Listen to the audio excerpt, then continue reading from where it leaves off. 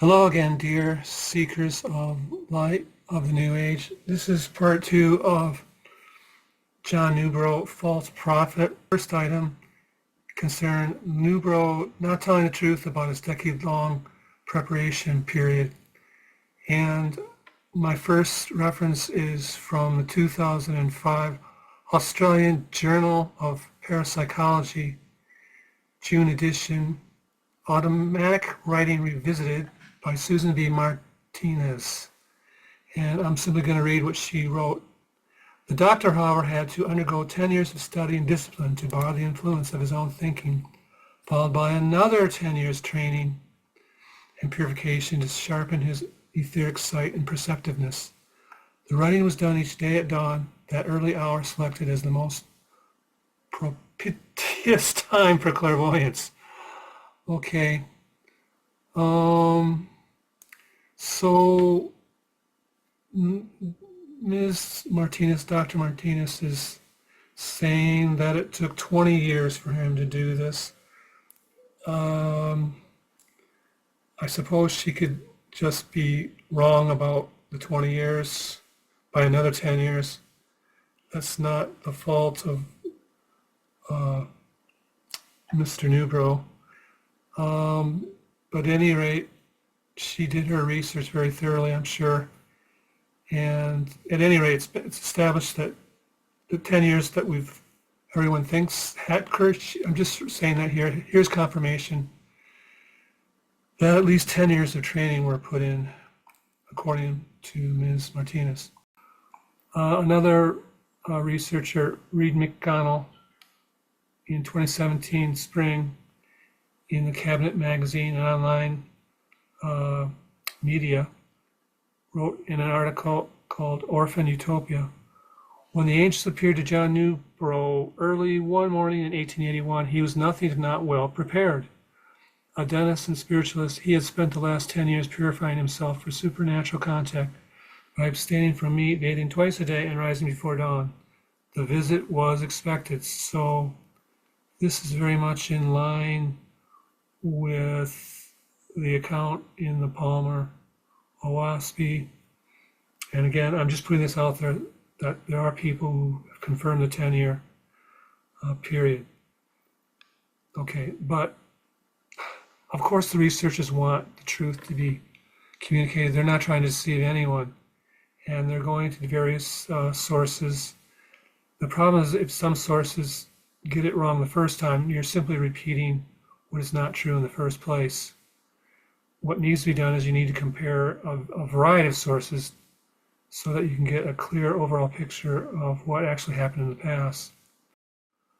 And this one is from what Newbrough wrote in a book entitled Questions and Answers from Spiritualists or Spirits Interviewed. And it was published in 1874. And again, Newbrough wrote this. And in this book, Newbrough interviews spirits from beyond via various mediums and psychics. He did not channel these spirits, okay? This is in 1874. And if you can go by what the past two researchers stated, which is that about 1871, Newbrough started his purification. Then this book was published after Newbrough had begun his purification. And I'm quoting from this book. Here's Newbrough's own words. I quote, "And do not our friends say, well, if spiritualism is true, what of it? Now I do not argue for or against this matter. My mind is not made up for that. Statements like this and JBN's expressed disappointment in the quality of seances is solid evidence that JBN, John Newbrough, was not psychic during childhood. And in fact, I would argue it's also evidence that Newbrough was telling a false story about being commissioned by angels for a purification phase around 1871. For if these angels really had made their presence known to Newbrough in 1871, he would not be an agnostic about spiritualism and the immortal life beyond. So I hope this is clear. So 1871, according to Newbrough's accounts, in some of the newspaper articles where he reported what took place, he says it was 10 years ago. But that raises a question, well, if it was 10 years ago, in 1871, this is 1874. Newbrough obviously had, with his own spiritual sentences, been communicated with by these angel commissioning for Oahspe angels. And here he is saying, well, I guess I don't believe in spirits. I'm not sure. I really don't know. Well, how can that be if you were stating earlier that 3 years earlier you had already made contact and knew for a fact from your own experience that the angels did exist and that there was a next world, and you should not be an agnostic at this point. So I'm wondering, what does this mean? It means that this is being caught in a lie, because there's no way both cannot be true. Either Newbrough's lying, and there's no reason for the lie in this book. It's more likely he lied in 1882 or 83 when he reported this 10-year period of purification of having begun, because the book took place earlier than what he said. The book account was first, and then when he said, I don't know if there's anything such as a spirit or an angel. He said, I don't know. I have no idea.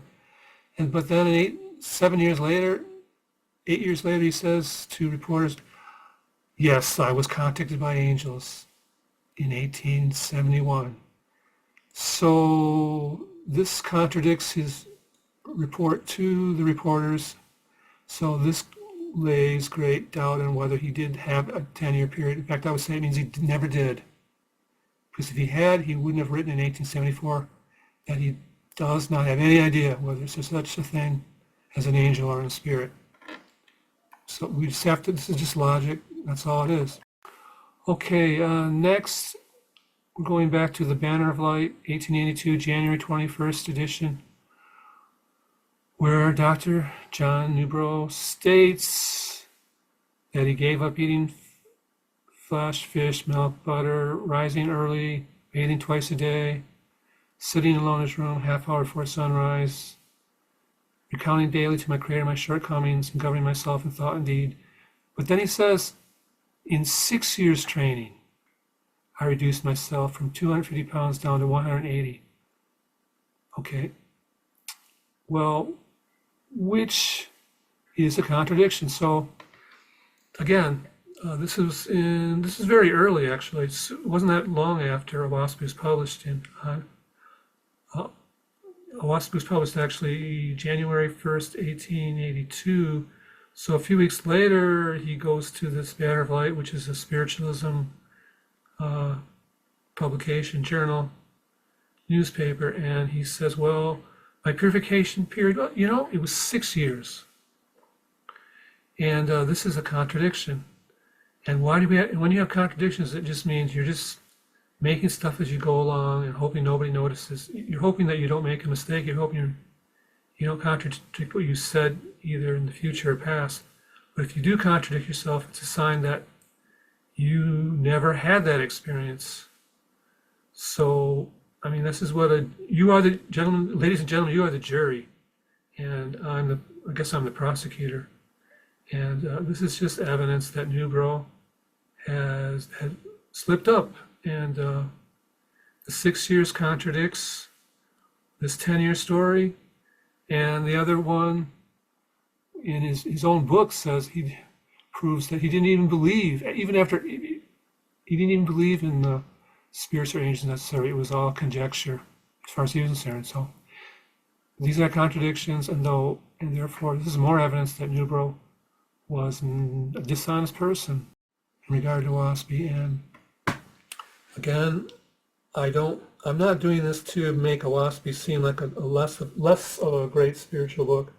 I think it's a great spiritual book. But the problem has been that Newbrough has taken steps early in his handling of the Book of Oahspe where he misled followers and he drove people away through being acting with tyranny and with a terrible anger, and he drove a lot of people away. And he also started a lot of lodges which were the antithesis of what Oahspe states. So, and even to this day, there's all these. There are people who think that what he started, his manner of putting rights ahead of good works, his manner of putting Masonic rights, I should say, Egyptian rights ahead of direct communication with the Creator, was against the very core principles of Oahspe. And there are people out there on the internet, YouTube, that took what Newbrough said very seriously. And even beyond that, the problem has been that people look at Saphah and they see it as some sort of witchcraft kind of thing that no man or woman in the right mind would think is a positive New Age development, which is of course the case. So it pushes them away. And my goal in all of this is to have people make a break from Newbrough and his Saphah and his Masonic Egyptian rites. Take that out of Oahspe, just purge the whole thing and publish the book again, and let Oahspe be more in its original state. And that way there'll be a greater acceptance of Oahspe, and there'll be a greater adherence to Oahspe's core principles. I mean, if nothing else, if you really cared about this book, and that's why I'm making these videos, is I care very much. And to have the founder of Shalam and other communities, and the person who was involved in publishing it, to go against his core principles, this is something that none of us has to accept. We all have to think for ourselves and not follow him as some kind of ordained priest or minister or prophet. And believe me, there are plenty of other cases where Newbrough claims he is an ordained prophet from God and that everything he says is true and good. And well, I'll get to that at some point, but anyway. That's all for this session. Again, I do encourage everyone to read Oahspe and to see the great wisdom and spiritual knowledge in it. You won't be disappointed. I'm glad to discuss any issues or topic you can take from Oahspe. I'd be glad to talk to you about it, discuss it. I don't know all the answers about Oahspe. That even after 50 years, there's plenty that I'm still wrestling with. But I do believe it has an effect of changing one's life for the better, giving one hope about the next world where there are grand organizations of higher beings who are working to uplift all into a more sublime, more virtuous state of being where we become one with the universe, one with the Creator, and that great beauty and that great knowledge where we all work out our own salvation. These are all beautiful truths that Oahspe communicates, and it is complicated. It's a big book, and but I think it's of great value. Maybe it's not the path for everyone, but it's certainly a path that the basic principles of communicating directly with the Creator, committing oneself to good works of service to the poor and to the distressed, and working together as a team, not individually, but as a team with others, all very important spiritual principles which we should all take note of and work together on. Okay, that's it for this part 2 of John Newbrough, False Prophet.